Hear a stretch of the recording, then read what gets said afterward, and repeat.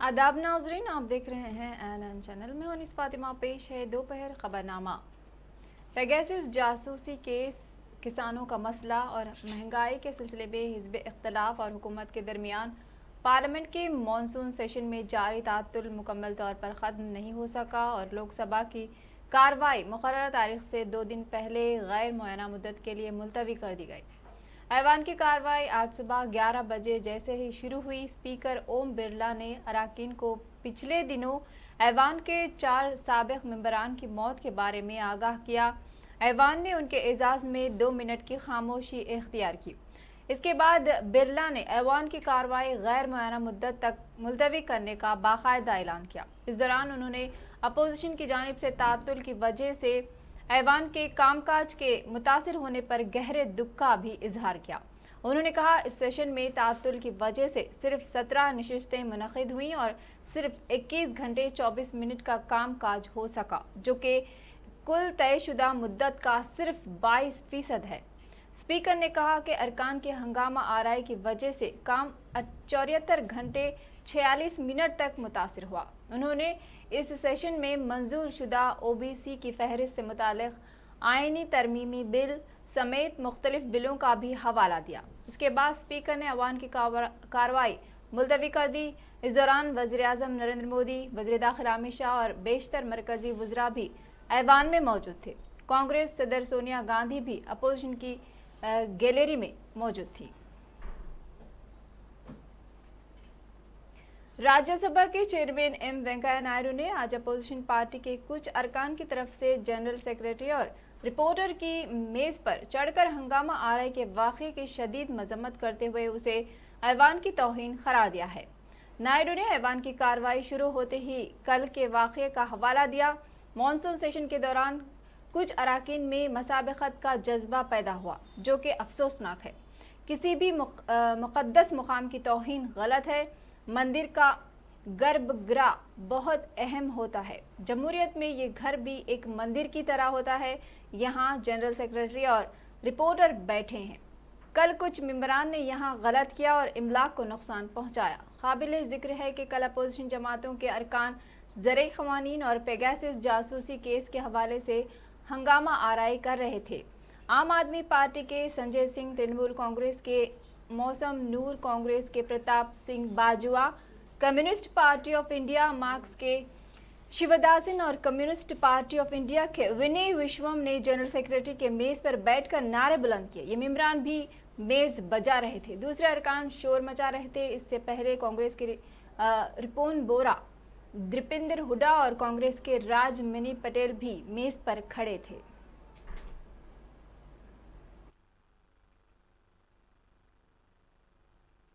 That too propelled by a sense of competition among some sections of the House since the commencement of this monsoon session.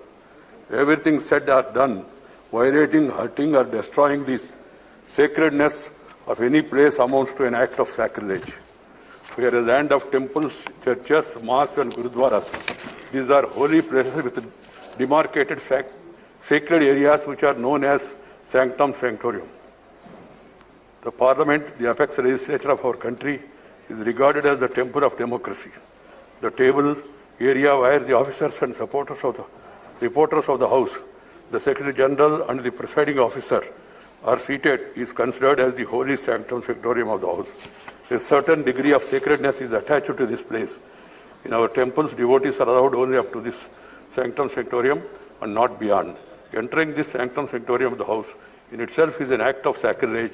It has been happening as a routine for some time. I am distressed by the way this sacredness was destroyed yesterday. While some members sat on the table, some others climbed on the table of the House, perhaps to be more visible with such acts of sacrilege. I have no words to convey my anguish and to condemn such acts. As I spent a sleepless night,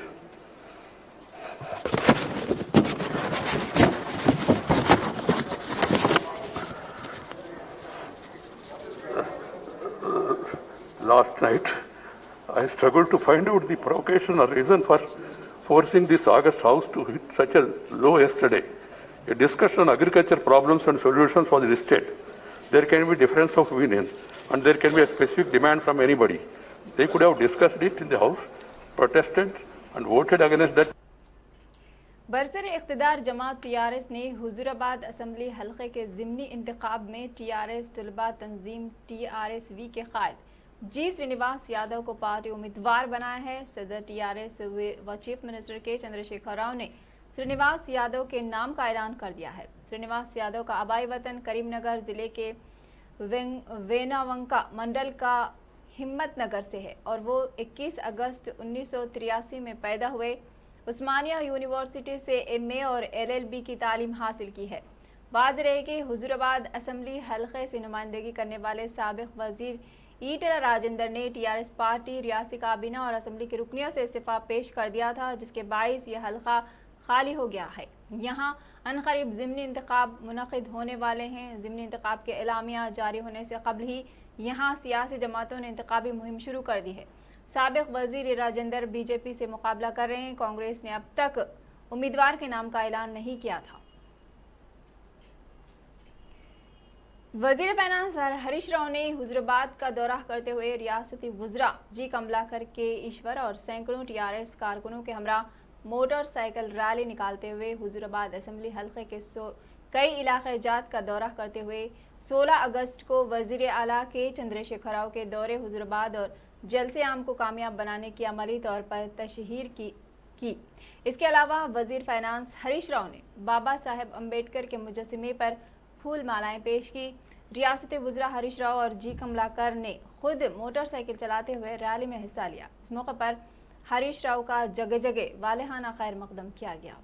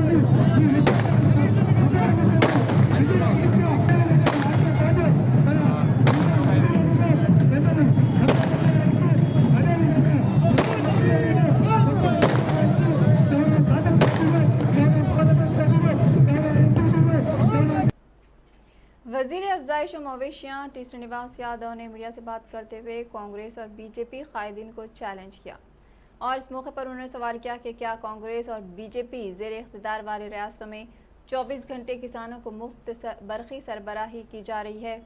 हरितहरम programme के तहत करोड़ों पौधे लगाए जा रहे हैं, इसकी वजाहत करें। उन्होंने बताया कि देही व शहरी तरक्याती प्रोग्रामों के तहत शहरों के साथ साथ देहात की भी तरक्की अमल में लाने के लिए बड़े पैमाने पर इक़दाम किए जा रहे हैं। उन्होंने हुजूराबाद असम्बली ज़िमनी इंतखाब में नौजवान कायद जी श्रीनिवास यादव को पार्टी उम्मीदवार बनाने का खैर मकदम करते हुए बताया कि जिस तरह नागार्जुन सागर असम्बली ज़िमनी इंतखाब में एन भगत ने सीनियर कांग्रेस कायद जाना रेड्डी को शिकस्त दी थी, उसी तरह जी श्रीनिवास यादव ई राजेंद्र को शिकस्त से 2-4 कर देंगे।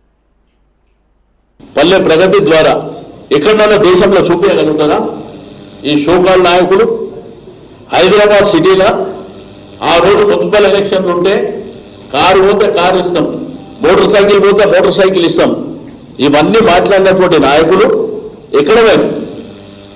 ఈ రోజు మమ్మల్ని అడిగాము 2 గంట హైదరాబాద్లో మేము గెలిచినామంట. హైదరాబాద్ మేయర్ ఎవరు, హైదరాబాద్ డిప్యూటీ మేయర్ ఎవరు, సీట్లు తగ్గిండొచ్చు.